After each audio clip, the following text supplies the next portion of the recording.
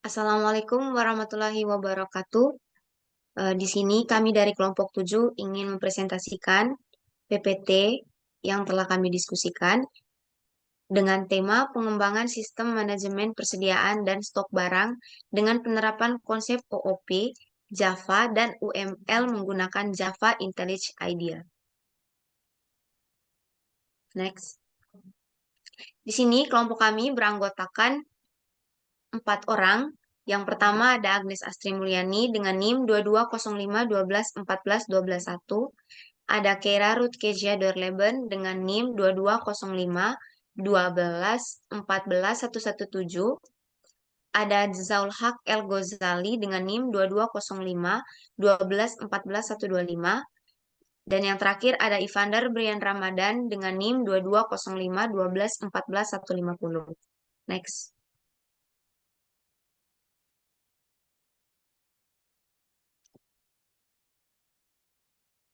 Latar belakang, manajemen persediaan dan stok barang adalah aspek kritis dalam operasi bisnis. Pengelolaan yang efisien dari persediaan dan stok barang tidak hanya berkontribusi pada keberlanjutan bisnis, tetapi juga dapat menghemat biaya, meningkatkan layanan pelanggan, dan membantu dalam pengambilan keputusan strategis. Penerapan konsep Object-Oriented Programming atau OOP telah menjadi pendekatan standar dalam pengembangan perangkat lunak. Selain itu, Unified Modeling Language atau UML adalah alat yang kuat untuk merencanakan, merancang, dan mendokumentasikan sistem perangkat lunak. Penerapan UML juga membantu dalam menggambarkan hubungan antara komponen-komponen sistem dan alur kerja yang diperlukan. Dengan menggunakan Integrated Development Environment atau IDE khusus untuk bahasa pemrograman Java seperti Java IntelliJ IDEA telah menjadi standar dalam pengembangan aplikasi berbasis Java. IDE ini menawarkan berbagai alat dan fitur yang memudahkan proses pengembangan, pemecahan masalah, dan pengujian. Next.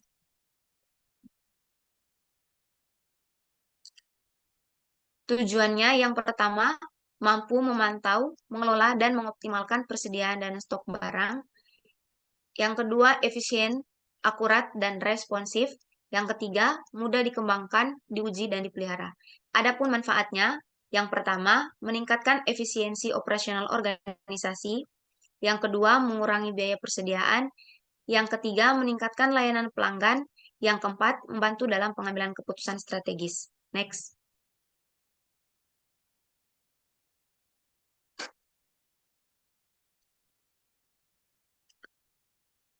Batasan masalah yang pertama yaitu sistem ini hanya dirancang untuk organisasi dengan skala kecil dan menengah. Sistem ini hanya menangani persediaan barang jadi. Sistem ini tidak mencakup proses pengadaan dan pengiriman barang. Next.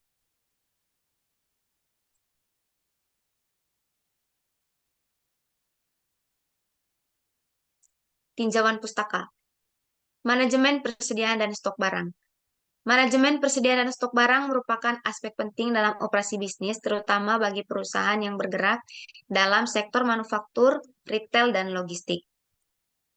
Yang kedua, konsep dasar manajemen persediaan dan stok barang. Di sini terdapat beberapa konsep dasar yang perlu dipahami. Yang pertama, ada persediaan terkendali. Untuk menghindari overstocking atau understocking, perusahaan perlu mengendalikan persediaan dengan baik. Metode seperti just in time atau JIT dan economic order quantity atau EOQ adalah konsep-konsep yang relevan dan dalam pengendalian persediaan. Yang kedua ada pengelolaan resiko. Di sini pengelolaan risiko itu seperti kerusakan barang, perubahan harga, atau perubahan kebutuhan pelanggan perlu dikelola dengan bijak. Ini juga dapat dicapai dengan diverifikasi persediaan, asuransi, atau pemantauan pasar yang cermat. Next.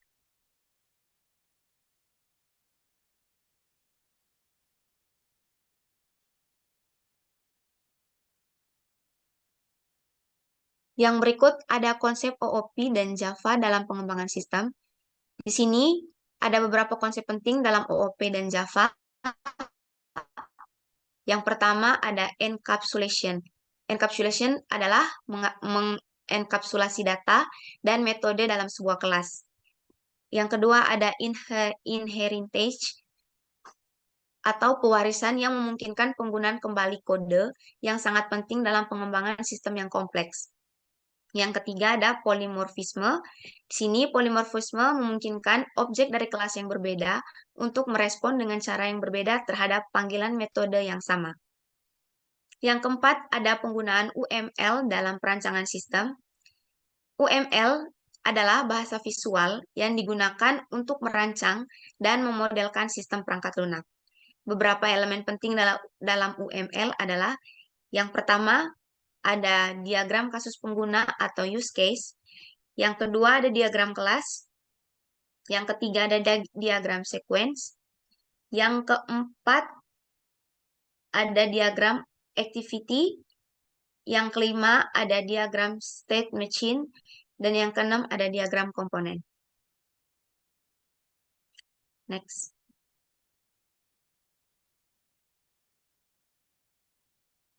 Adapun metodologi, yang pertama di sini tim kami menggunakan metodologi waterfall. Metode waterfall adalah salah satu model SDLEC atau System Development Life Cycle yang paling awal dan paling umum digunakan. Metode ini berfokus pada pendekatan yang sistematis dan berurutan dalam pengembangan perangkat lunak. Metode waterfall ini terdiri dari 5 tahap utama, yaitu ada perencanaan, ada analisis, ada desain, dan yang terakhir ada implementasi.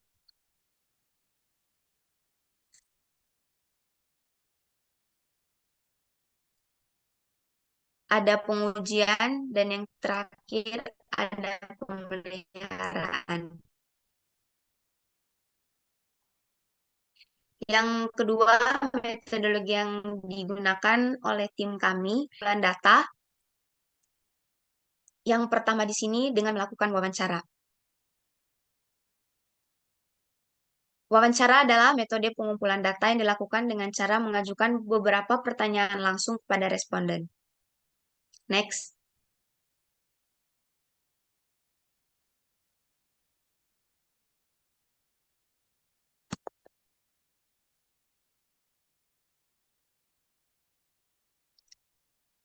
Yang kedua, ada kuesioner. Kuesioner di sini merupakan metode pengumpulan data yang dilakukan dengan cara membagikan formulir pertanyaan kepada responden. Berikutnya, metodologi yang kami gunakan ada studi literatur. Studi literatur merupakan metode pengumpulan data yang dilakukan dengan cara membaca sumber-sumber informasi yang relevan. Studi literatur dapat dilakukan dengan membaca buku, jurnal, artikel, atau situs web dalam melakukan studi. Studi literatur juga penting untuk memilih sumber informasi yang relevan dan akurat. Next.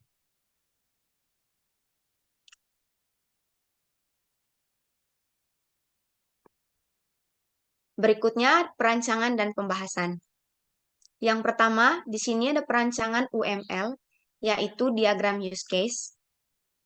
Dalam konteks pengembangan aplikasi penyediaan dan stok barang, diagram use case membantu dalam memahami fungsionalitas utama sistem dan bagaimana aktor seperti pengguna, pemasok, atau sistem lain yang berinteraksi dengan aplikasi tersebut.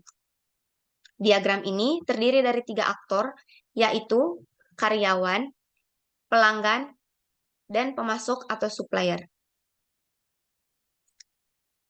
Yang pertama, catat stok barang. Use case menggambarkan interaksi antara karyawan dan sistem untuk mencatat stok barang.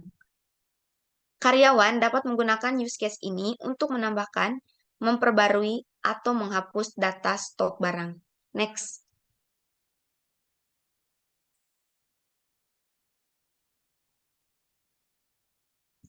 Ada 3 skenario yang terjadi di dalam catat stok barang. Yang pertama, menambah stok barang. Di sini karyawan dapat menambahkan stok barang baru seperti nama barang, jumlah stok, dan harga barang. Yang kedua, memperbarui stok barang. Karyawan dapat memperbarui stok barang yang sudah ada, seperti jumlah, stok, atau harga. Yang ketiga, menghapus barang. Karyawan dapat menghapus data stok yang sudah tidak digunakan. Yang kedua, ada return barang. Use case ini menggambarkan interaksi antara pelanggan dan sistem untuk mengembalikan barang. Pelanggan dapat menggunakan use case ini untuk mengembalikan barang yang telah dibeli. Use case ini memiliki dua skenario, yaitu yang pertama, membuat return barang. Di sini, pelanggan dapat membuat return barang untuk mengembalikan barang yang telah dibeli. Yang kedua, ada memproses return barang. Karyawan dapat memproses return barang yang telah dibuat oleh pelanggan. Next. Yang ketiga, membuat laporan. Use case ini menggambarkan interaksi antara karyawan dan sistem untuk membuat laporan. Karyawan dapat menggunakan use case ini untuk membuat laporan tentang stok barang, permintaan order, dan return barang. Use case ini memiliki 3 skenario, yaitu yang pertama, membuat laporan stok barang. Karyawan dapat membuat laporan stok barang untuk melihat informasi tentang stok barang, seperti jumlah stok, harga, dan tanggal masuk. Yang kedua, membuat laporan request order. Karyawan dapat membuat laporan request order untuk melihat informasi tentang request order seperti jumlah barang, tanggal pengiriman, dan status pengiriman. Yang ketiga, membuat laporan return barang. Karyawan dapat membuat laporan return barang untuk informasi tentang return barang seperti jumlah barang, tanggal return, dan alasan return. Next. Ini merupakan gambar dari diagram use case. Next.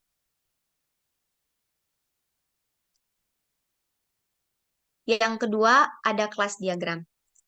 Dalam pengembangan aplikasi penyediaan dan stok barang, diagram kelas digunakan untuk merancang struktur perangkat lunak dan menggambarkan kelas-kelas yang akan ada dalam sistem.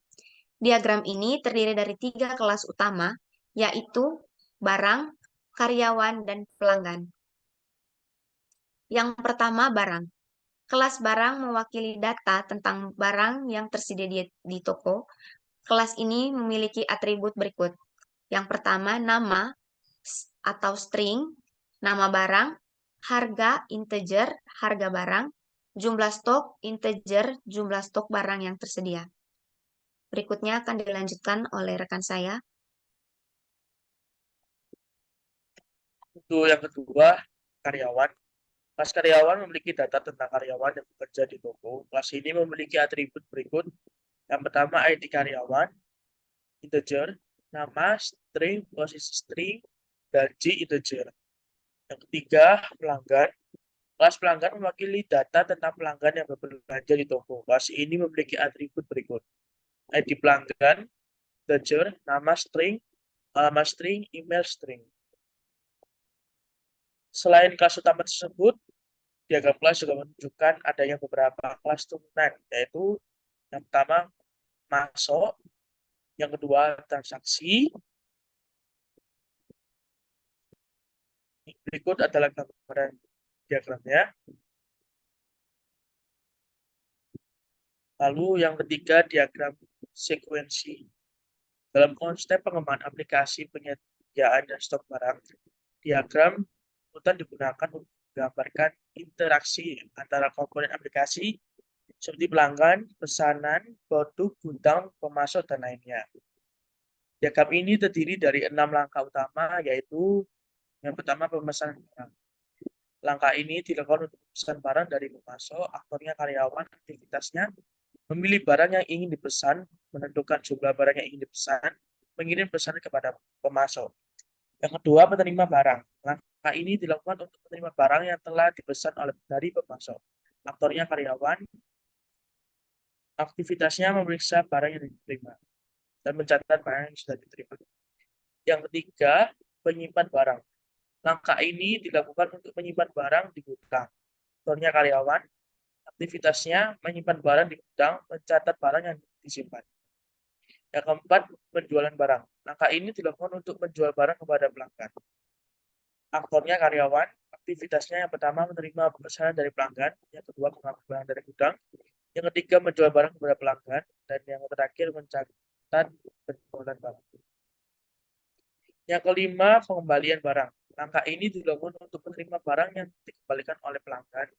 Aktornya karyawan, aktivitasnya ada tiga, yaitu menerima barang yang dikembalikan, memeriksa barang yang dikembalikan, mencatat pengembalian barang. Untuk laporan, langkah ini dilakukan untuk membuat laporan tentang persediaan dan stok barang. Aktornya karyawan memiliki dua aktivitas, yaitu membuat laporan tentang persediaan dan stok barang, mendistribusikan laporan. Berikut adalah diagramnya. Diagram activity. Dalam pengembangan aplikasi persediaan dan stok barang, diagram aktivitas dapat dilakukan untuk menggambarkan berbagai aktivitas yang terkait dengan manajemen stok, pengolahan pesanan, pemrosesan pengiriman, dan sebagainya. Diagram ini terdiri dari tiga aktivitas utama, yaitu memesan barang. Aktivitas ini dilakukan untuk memesan barang dari pemasok, aktornya karyawan, aktivitasnya memilih barang yang ingin dipesan, menentukan jumlah barang yang ingin dipesan, mengirim pesanan ke pemasok. Yang kedua yaitu penerimaan barang. Aktivitas ini dilakukan untuk menerima barang yang telah dipesan oleh pemasok. Aktornya karyawan, aktivitasnya memeriksa barang yang diterima dan mencatat barang yang diterima. Lalu yang ketiga, pengeluaran barang. Aktivitas ini dilakukan untuk menjual barang kepada pelanggan. Aktornya karyawan, aktivitasnya menerima pesanan dari pelanggan, mengambil barang dari gudang, menjual barang kepada pelanggan, mencatat penjualan barang. Diagram ini juga menunjukkan adanya beberapa aktivitas pendukung, yaitu yang pertama pemeriksaan stok. Aktivitas ini dilakukan untuk memeriksa stok barang yang tersedia di gudang. Aktornya karyawan, aktivitasnya ada dua, yaitu memeriksa jumlah stok barang yang tersedia di gudang, dan yang terakhir mencatat stok barang yang tersedia. Lalu pengembalian barang. Aktivitas ini dilakukan untuk menerima barang yang dikembalikan oleh pelanggan. Aktornya karyawan, aktivitas ini menerima barang yang dikembalikan, memeriksa barang yang dikembalikan, mencatat pengembalian barang. Lalu laporan. Aktivitas ini dilakukan untuk membuat laporan tentang stok barang. Aktornya karyawan. Aktivitasnya yaitu membuat laporan tentang stok barang, mendistribusikan laporan. Lalu pengeluaran barang. Aktivitas ini dilakukan untuk menjual barang kepada pelanggan. Aktornya karyawan. Aktivitasnya menerima pesanan dari pelanggan, mengambil barang dari gudang, menjual barang kepada pelanggan, mencatat penjualan barang. Next. Berikut adalah diagramnya. Diagram activity, data barang luar dan data.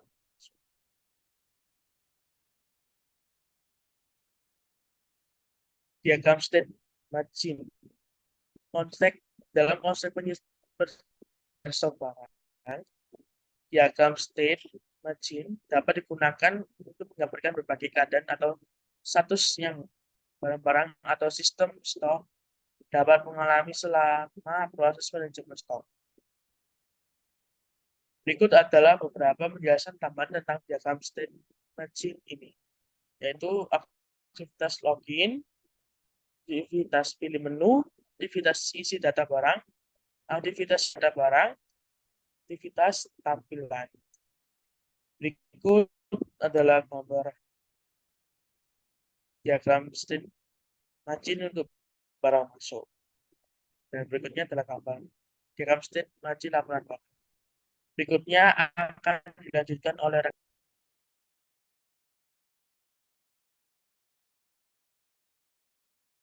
Kemudian ada diagram komponen. Dalam konteks pengembangan aplikasi penyediaan dan stok barang, diagram komponen digunakan untuk menggambarkan komponen-komponen perangkat lunak yang membentuk sistem atau aplikasi yang digunakan dalam manajemen stok barang. Diagram ini memiliki tiga komponen utama, yaitu yang pertama yaitu gudang, yang kedua yaitu pembelian, yang ketiga yaitu penjualan. Next.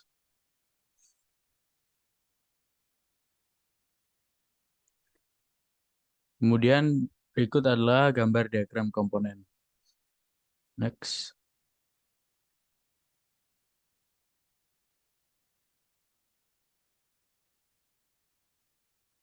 Kemudian selanjutnya yaitu OOP atau Object Oriented Programming. Dalam konteks bahasa pemrograman Java adalah paradigma pemrograman yang menggunakan konsep objek atau untuk mengorganisir dan memanipulasi data. Java adalah bahasa pemrograman yang mengadopsi konsep OOP secara menyeluruh, di mana hampir semua elemen program adalah objek yang memiliki atribut atau data dan metode atau fungsi yang terkait dengannya. Kemudian selanjutnya yaitu kelas atau class. Metode kelas dalam pembuatan aplikasi penyediaan dan penyatukan barang merupakan suatu pendekatan dalam manajemen stok dan penyimpanan barang yang digunakan untuk mengorganisir dan mengelola persediaan barang dengan lebih efisien. Metode ini membantu perusahaan atau organisasi untuk memantau, mengontrol, dan mengoptimalkan aliran barang secara efektif. Next.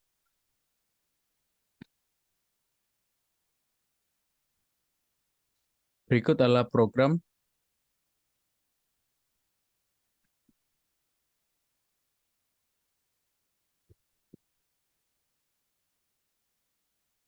Kemudian selanjutnya yaitu objek. Objek adalah instansi dari kelas. Setiap objek memiliki atribut yang mempresentasikan karakteristik objek tersebut dan metode yang menggambarkan perilaku atau tindakan yang dapat dilakukan oleh objek tersebut.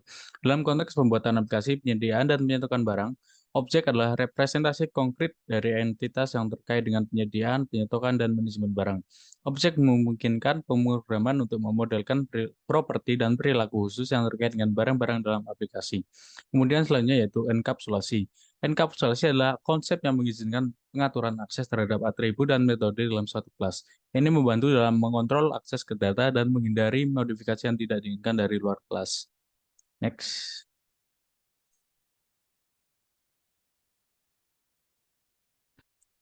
Dengan menggunakan enkapsulasi, atribut-atribut penting seperti harga, jumlah stok, dan deskripsi barang dapat dibungkus dan diatur aksesnya sesuai dengan kebutuhan. Berikut adalah gambar get set.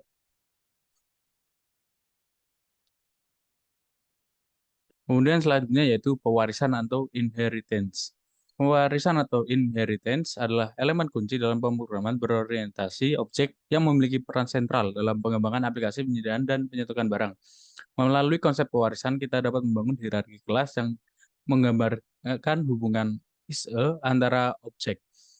Kelas-kelas khusus ini dapat mewarisi atribut dan metode dari kelas barang yang mencakup informasi esensial seperti harga, stok, dan deskripsi barang. Namun, kelas-kelas turunan juga memiliki fleksibilitas untuk mendapatkan atribut dan metode khusus sesuai dengan kebutuhan jenis barang tersebut. Dengan menerapkan pewarisan, aplikasi penyediaan dan penyatukan barang dapat dibangun dengan lebih efisien, menghasilkan sistem yang lebih terstruktur dan mudah dikelola untuk manajemen barang dan dengan berbagai jenis dan kategori. Next.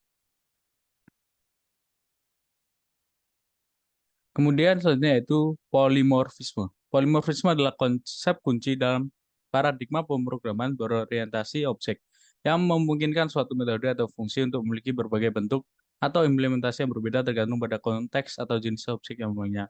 Berikut adalah gambar OOP polimorfisme. Kemudian selanjutnya ada desain sistem aplikasi persediaan dan stok barang. Aplikasi ini adalah sistem manajemen barang sederhana yang memungkinkan pengguna untuk mengelola daftar barang, mencatat barang masuk dan keluar, serta menghasilkan laporan stok dan laporan barang keluar atau masuk. Di sini ada antarmuka pengguna atau user interface. Aplikasi ini memiliki antarmuka pengguna UI atau UI berbasis Java Swing yang mencakup berbagai elemen seperti teks input, tombol, tabel, dan area teks. Kemudian ada tabel atau tabel barang. Digunakan untuk menampilkan daftar barang termasuk kode barang, nama barang, stok, dan harga satuan. Ada kolom teks input, input kode barang, input nama, input jumlah stok, dan input harga satuan, yang memungkinkan pengguna memasukkan data barang yang akan ditambahkan. Kemudian terdapat tombol login atau logout. Tombol login atau logout yang memungkinkan pengguna masuk atau keluar dari aplikasi. Tombol-tombol lainnya seperti tambah barang, keluar barang, laporan stok, dan laporan barang keluar atau masuk digunakan untuk menjalankan fungsi tertentu pada aplikasi. Kemudian ada data barang dan transaksi. Data barang disimpan dalam objek barang yang mencakup atribut seperti kode barang, nama barang, stok, dan harga satuan. Kemudian daftar barang disimpan dalam array list daftar barang. Kemudian transaksi, baik masuk maupun keluar, disimpan dalam objek transaksi yang mencakup atribut seperti kode barang, jumlah, total harga, nama barang, dan tanggal transaksi. Kemudian transaksi masuk disimpan dalam area list transaksi masuk, sedangkan transaksi keluar disimpan dalam area list transaksi keluar. Kemudian fungsi-fungsi utama, login dan logout. Pengguna dapat login menggunakan email dan password, dan aplikasi memeriksa kecocokan untuk mengizinkan akses ke fungsi lainnya. Status login disimpan dalam variabel sudah login. Kemudian ada penambahan barang. Pengguna dapat menambahkan barang baru dengan memasukkan kode barang, nama barang, jumlah stok, dan harga satuan. Data barang ditambahkan ke daftar barang dan ditampilkan dalam tabel. Kemudian ada pencatatan barang keluar. Pengguna dapat mencatat barang yang keluar dengan memasukkan kode barang dan jumlah keluar. Jika stok mencukupi, stok barang diperbarui dan transaksi keluar dicatat. Laporan stok, pengguna dapat menghasilkan laporan stok dengan memasukkan kode barang. Aplikasi mencari barang dengan kode tersebut dan menghasilkan laporan stok yang mencakup nama barang dan jumlah stoknya. Kemudian yang terakhir adalah laporan barang keluar atau masuk. Kemudian next ada perilaku aplikasi. Aplikasi ini memastikan bahwa operasi login diperlukan sebelum mengizinkan operasi lainnya seperti penamaan barang atau pencatatan barang keluar. Kemudian data barang dan transaksi disimpan secara persisten dalam area list dan dapat diakses bahkan setelah aplikasi ditutup dan dibuka kembali. Kemudian aplikasi memberi umpan balik pada pengguna melalui komponen seperti log area yang mengirimkan pesan-pesan penting terkait operasi yang dilakukan. Kemudian yang terakhir ada penyimpanan data. Bisa dilihat penjelasannya. Next.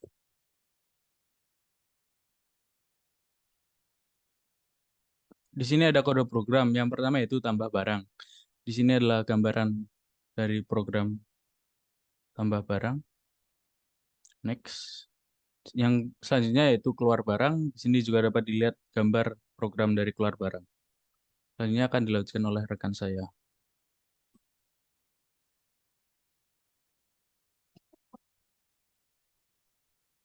Dan selanjutnya akan ditampilkan codingan login dan logout. Program ini memungkinkan pengguna dan untuk login dan logout untuk menggunakan email dan password.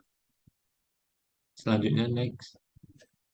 Dengan program laporan dan stok, pengguna dapat menghasilkan laporan dan stok barang berdasarkan kode yang dikumpulkan berdasarkan tampilan area log. Dan yang selanjutnya adalah laporan barang keluar dan masuk. Program menyediakan laporan transaksi barang yang keluar dan masuk, dan pengguna dapat melihatnya. Next. Perancangan dan pembahasan. Berikut merupakan hasil dari pengujian GUI halaman utama aplikasi. Next. Ada hasil pengujian GUI dengan peringatan untuk login dengan tampilan seperti berikut. Next. Dengan tampilan seperti berikut, fitur login. Next. Dengan tampilan sebagai berikut, login berhasil akan menampilkan gambar seperti ini. Next. Berikut merupakan fitur untuk menambahkan barang. Next. Berikut merupakan fitur untuk barang keluar dengan tampilan sebagai berikut. Next. Berikut merupakan fitur laporan stok dengan tampilan sebagai berikut. Next. Dan selanjutnya fitur laporan barang masuk dan barang keluar dengan tampilan sebagai berikut. Next. Dan yang terakhir adalah fitur logout dengan tampilan sebagai berikut untuk keluar. Next.